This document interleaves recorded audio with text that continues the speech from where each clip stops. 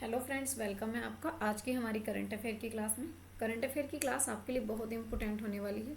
आपके जिस भी एग्ज़ाम में करंट अफेयर के क्वेश्चन आते हैं तो ये क्लास आपके लिए इंपॉर्टेंट होगी। इस क्लास का डेटा आपके हर एक एग्ज़ाम के लिए सफिशेंट होगा।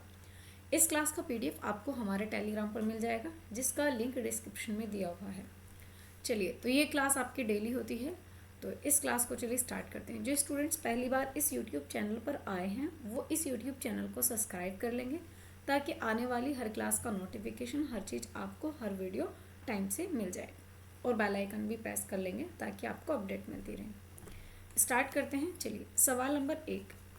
हाल ही में केंद्रीय मंत्री हैं डॉक्टर जितेंद्र सिंह। ठीक है, अगर इनकी बात करूं, डॉक्टर जितेंद्र सिंह ने भारत के पहले यानी कि open air art wall museum का उद्घाटन किया है। और ये कहाँ पर किया है?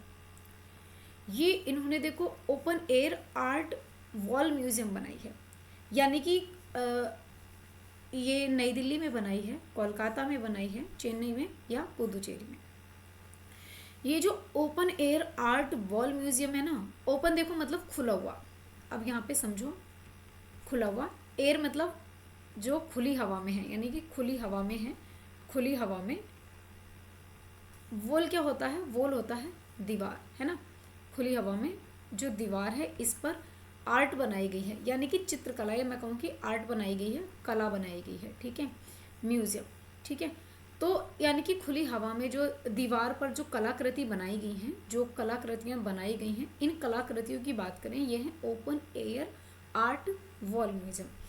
अब इसकी बात करूँ तो इसका उद्घाटन किसने करा है? अगर बात करें कि भाई इसका जो है उद्घाटन की बात करें तो इसका जो उद्घाटन करा है वो करा है डॉक्टर जितेंद्र सिंह ने। ठीक है, डॉक्टर जितेंद्र सिंह की बात करें, इनके द्वारा उद्घाटन करा है। दूसरी बात है कि उद्घाटन करा कहाँ पर है? तो जो इसका उद्घाटन करा है वो करा है नई दिल्ली में। कहाँ पर करा है? ये करा है न्यू दिल्ली में। ठीक है, न्यू दिल्ली में इसका उद्घाटन करा है। ठीक है, अच्छा, अगर मैं बात करूँ यहाँ पे, तो यहाँ पर ही क्यों करा है? एक बात बताओ, न्यू दिल्ली में यहाँ पर ही क्यों करा है? ऐसी खुली हवा में कलाकृति तो बहुत सारी जगह बनाई गई हैं। अगर आप भी अपने घर से बाहर ये देखते होंगे कि जहाँ पे जल ही जीवन है या जल ही कल है, इस प्रकार की चीज़ें आपको, इस प्रकार की चीज़ें बनी हुई दिखेंगी, वही ओपन एयर कलाकृतियाँ हैं, या मैं कहूँ कि open air art wall museum की तरह ही है ना। तो देखो, ये जो है, अगर बात करूँ नई दिल्ली में इसलिए करा गया है क्योंकि नई दिल्ली में है आपका मौसम भवन, है ना। अगर बात करें तो नई दिल्ली में क्या है? नई दिल्ली में है आपका मौसम भवन की बात करें, ये मौसम भवन हो जाएगा। चलो, मौसम भवन है नई दिल्ली में। अब मौसम भवन जो नई दिल्ली में है, अब देखो, ये स्थापित हुआ था 1875 में, ये स्थापित हुआ था। और इस 1875 में आज है 2025। 2025 की बात करूं तो अब इसको, इस 2025 में इसको 150 साल पूरे हो गए हैं। 150 साल पूरे होने के, यानी कि इस उपलब्धि में इसका जो है यहाँ पे उद्घाटन नई दिल्ली में करा गया है। ठीक है, तो आंसर हो जाएगा इसका ऑप्शन ए, बिल्कुल करेक्ट आंसर हो जाएगा। यहाँ पे देखेंगे, ये इसका उद्घाटन करा गया है। चलिए, अगला सवाल है सवाल नंबर 2। सवाल नंबर 2 है कि हाल ही में चर्चा में रहे अनंत परिसर। क्या अनंत परिसर, इसका संबंध किससे होगा?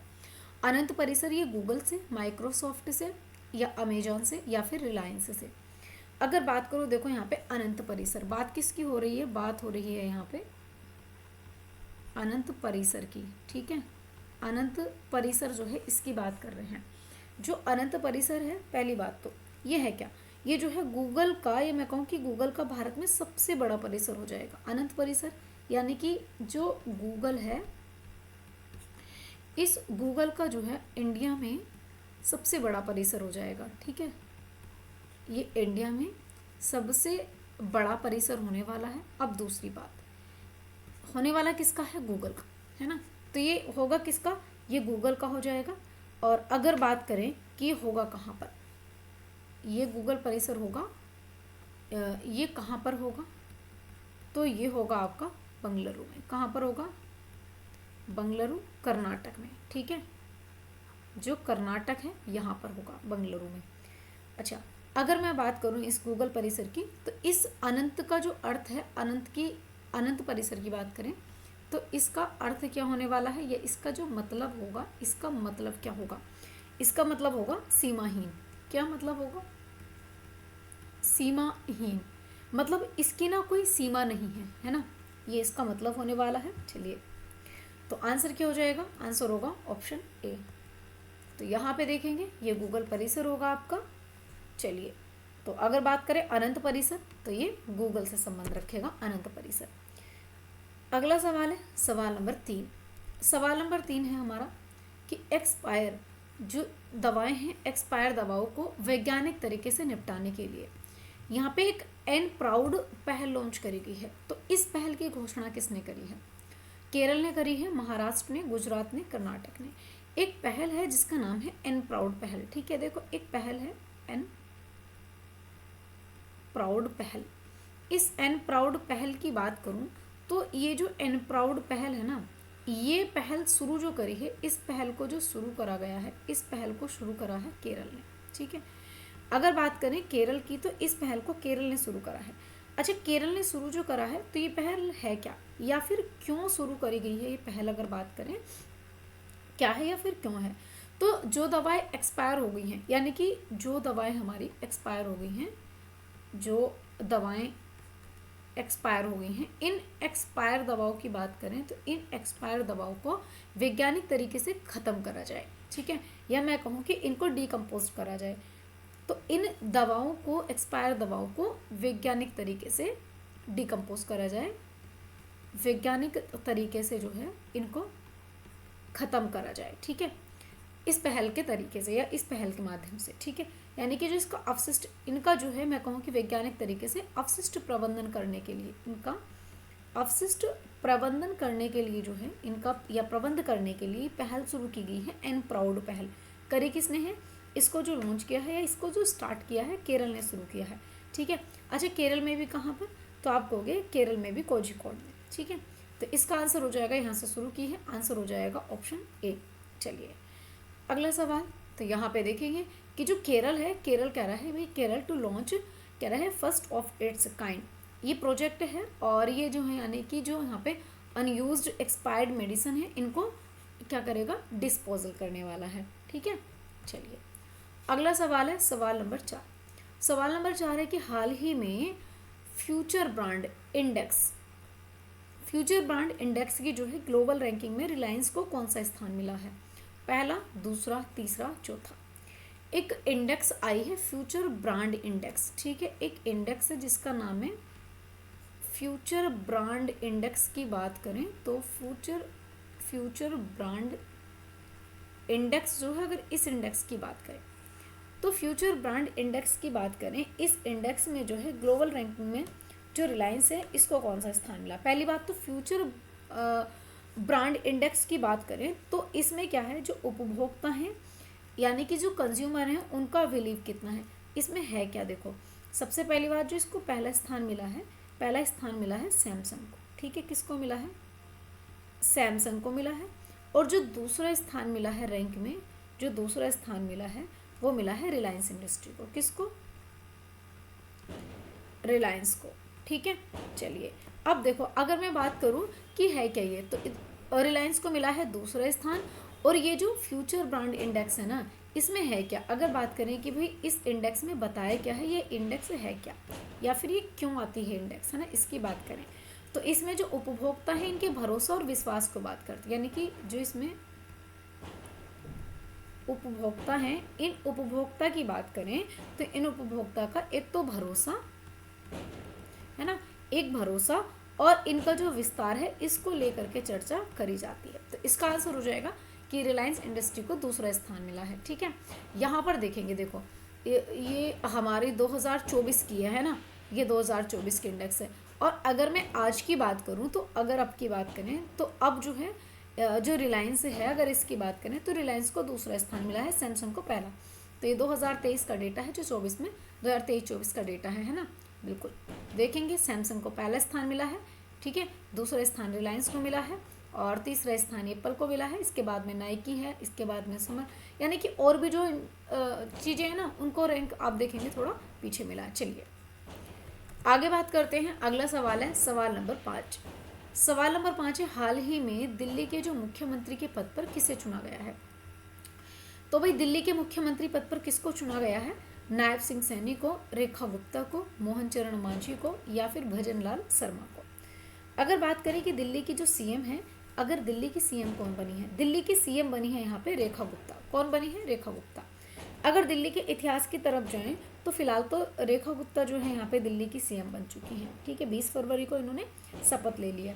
अगर मैं बात करूँ कि यहाँ पे दिल्ली में पहली, या मैं कहूँ कि जो फर्स्ट फीमेल हैं, या मैं फर्स्ट वुमेन सीएम की बात करूँ तो फर्स्ट फीमेल सीएम कौन थी दिल्ली में?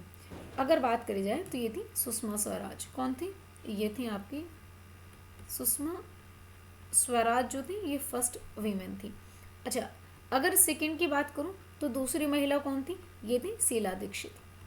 कौन रही हैं? ये रही हैं शीला दीक्षित। की बात करें तो शीला दीक्षित दूसरी महिला रही हैं। अच्छा, तीसरी महिला कौन रही हैं? अगर तीसरी महिला की बात करें तो ये रही हैं आतिशी मरलेना। कौन रही हैं?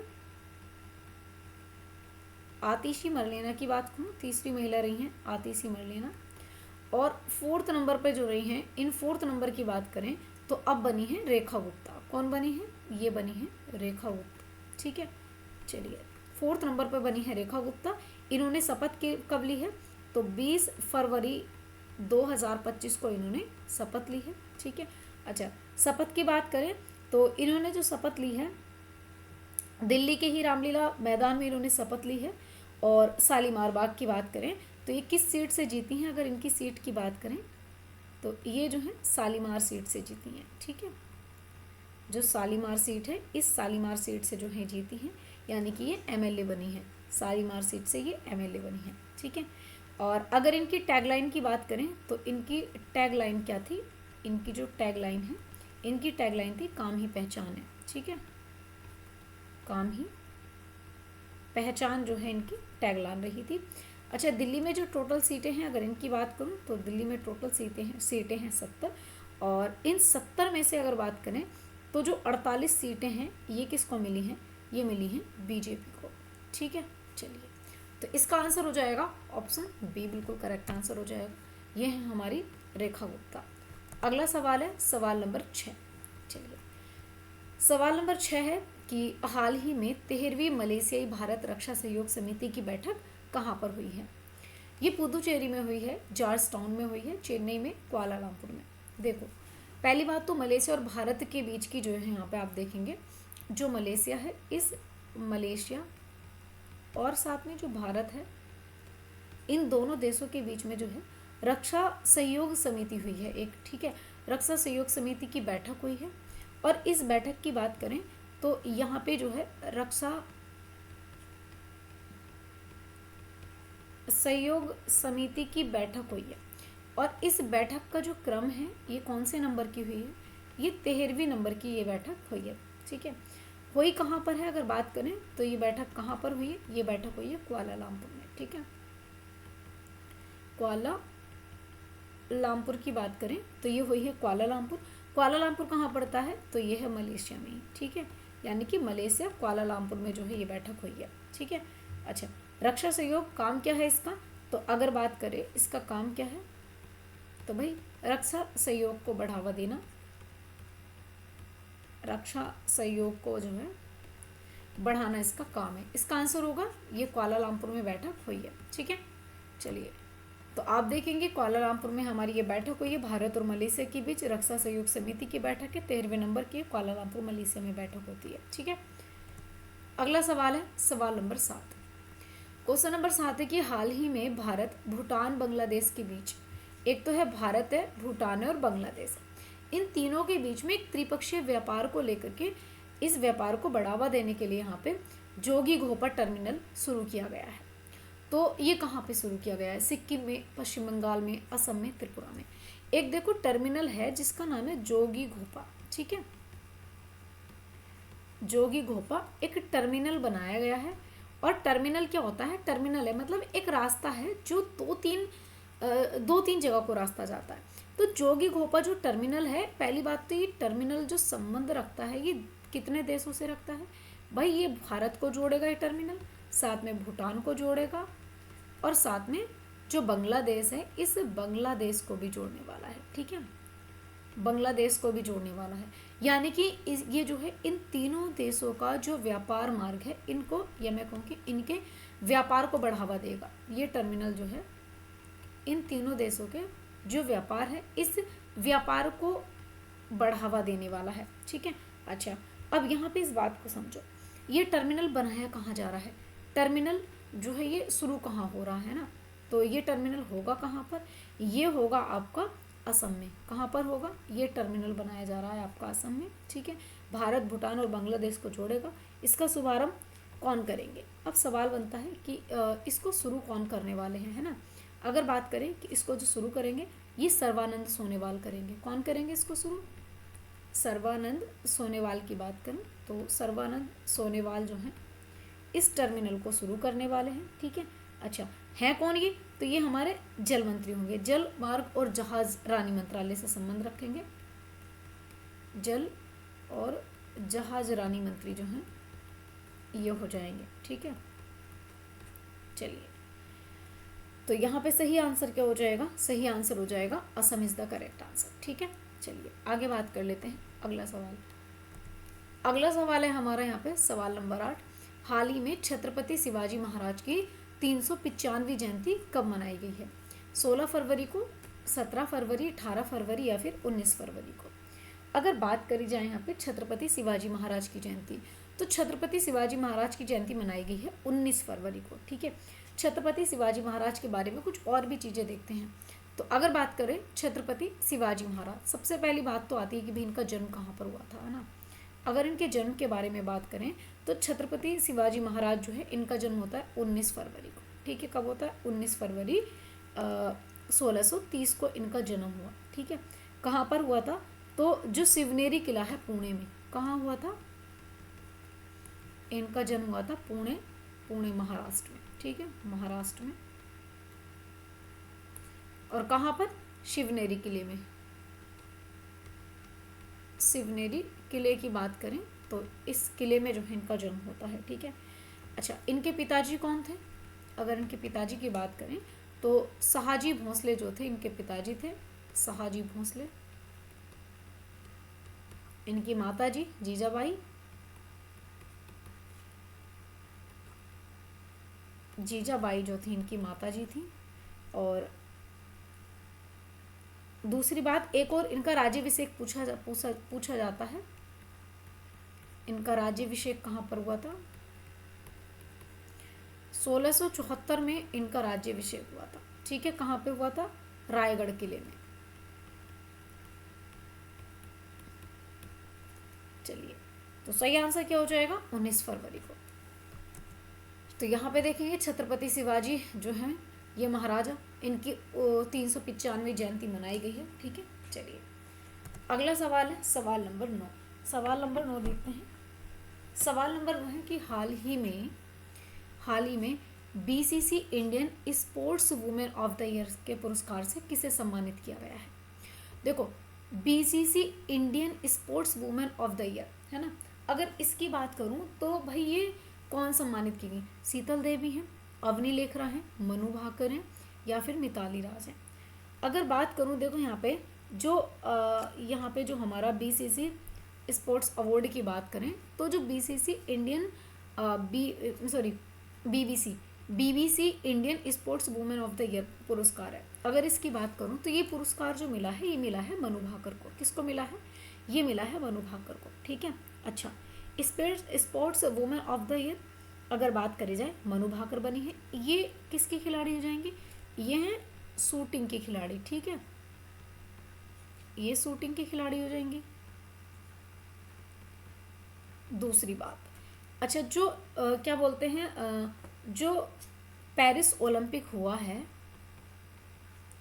इस पेरिस ओलंपिक की बात करी जाए तो इस पेरिस ओलंपिक में इन्होंने 2 पदक जीते हैं। कितने, 2 पदक जीते हैं। ठीक है। अच्छा, अब यहाँ पे अगर बात करूँ, साथ में इनको मेजर ध्यानचंद अवार्ड भी मिला है। मेजर ध्यानचंद अवार्ड की बात करें तो इनको ये वाला अब मेजर ध्यानचंद अवार्ड भी मिला है मनु भाकर को। मेजर ध्यानचंद खेल रत्न पुरस्कार भी मिला है, बिल्कुल। और यहाँ पर अगर बात करी जाए एक नाम है यहाँ पे शीतल देवी। आप मुझे बताएंगे शीतल देवी जो है किस खेल से संबंध रखती हैं, है ना। चलिए, तो यहाँ पे सही आंसर क्या हो जाएगा, चलिए बता देती हूँ। अगर शीतल देवी की बात करूँ तो ये है तीरंदाजी से संबंध रखती हैं, तीरंदाजी, ठीक है। ये तीरंदाजी से संबंध रखती हैं। और इमर्जिंग प्लेयर की बात करें तो ये कौन है, बनी है, ये बनी है इमर्जिंग प्लेयर की बात करें, इनको प्लेयर अवार्ड मिला है इमर्जिंग प्लेयर। अच्छा, एक नाम और आता है यहाँ पर, अगर बात करूँ अवनी लेखरा का। अगर अवनी लेखरा की बात करें तो ये है पैरा स्पोर्ट्स वुमन की बात करें तो ये पैरा ओलंपिक की बात करी जाए, पैरा ओलंपिक में इन्होंने जो है अवनी लेखरा ने गोल्ड मेडल जीता था। किसमें, इन्होंने जीता था शूटिंग में, ठीक है। चलिए, तो सही आंसर क्या हो जाएगा यहाँ पे, ये हो जाएगा मनु भाकर। अच्छा, मिताली राज रह गई। मिताली राज के बारे में अगर मिताली राज की बात करूँ तो इनको राजीव गांधी खेल रत्न पुरस्कार मिला है, उनको लाइफ टाइम अचीवमेंट मिला है, लाइफ टाइम अचीवमेंट है।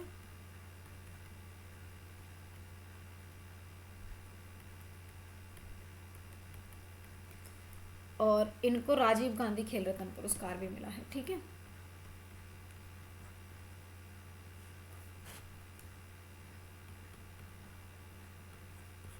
ये भी थोड़ा सा ध्यान में रखेंगे। चलिए, क्योंकि ये जो है एकमात्र महिला क्रिकेटर हैं, ये भी थोड़ा सा ध्यान में रखेंगे मनु भाकर का। तो आंसर हो जाएगा, सॉरी, मिताली राज और मनु भाकर यहाँ पे आंसर हो जाएगा। तो चलिए आगे बात करते हैं। अगला सवाल है सवाल नंबर 10। सवाल नंबर 10 है कि हाल ही में भारतीय सेना ने जल थल रक्षा 2025 नामक तटीय सेना अभ्यास कहाँ पे शुरू किया है। ये इन्होंने गुजरात में शुरू किया है, महाराष्ट्र में, आंध्र प्रदेश में या फिर उड़ीसा में। चलिए बात कर लेते हैं। देखो, अगर बात करी जाए कि जो हमारा जल थल रक्षा अभ्यास है 2025 का, तो जो ये जल थल रक्षा अभ्यास है 2025 का, अगर इसकी बात करें तो सबसे पहली बात जो है ये शुरू कहाँ पे हुआ है। अगर इसकी बात करें तो ये जो है इसका आयोजन कहाँ पे हुआ है। इस अभ्यास का जो आयोजन हुआ है ये हुआ है गुजरात में। कहाँ पे, गुजरात में। और गुजरात में भी कहाँ, बेट द्वारका में। कहाँ पे हुआ है, बेट जो द्वारका है, इस बेट द्वारका में इसका आयोजन हुआ है। अच्छा, है कैसा अभ्यास ये, अगर बात करें तो ये कैसा होगा, तटीय अभ्यास होगा, ठीक है। कैसा है,